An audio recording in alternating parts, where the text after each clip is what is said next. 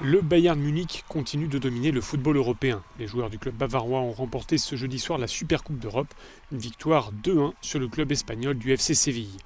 Au-delà du résultat sportif, ce match disputé dans la capitale hongroise avait un relief particulier. C'était la première fois depuis mars qu'une rencontre européenne se disputait devant un public, et ce malgré le risque épidémique. Plus de 15 000 personnes dans le stade, c'est environ un tiers de sa capacité.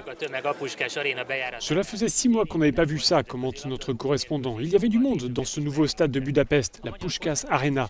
L'UEFA avait fait de ce match un test pour l'accueil des spectateurs. Le nombre d'infections est pourtant en nette augmentation en Hongrie, mais cela n'a pas changé les plans de l'UEFA. Le public, essentiellement des Hongrois, mais aussi quelques Allemands qui avaient fait le déplacement, certains apparemment insensibles au Covid-19. Il n'y en a pas de coronavirus, dit cet homme, c'est juste la grippe, comme tous les ans.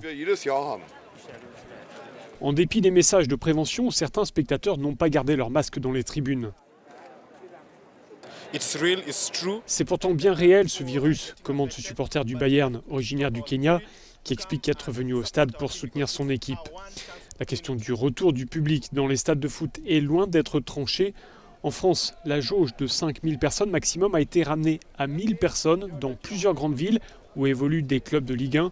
Si l'on inclut les joueurs, le staff et les représentants officiels, il ne reste que quelques centaines de places disponibles pour le grand public.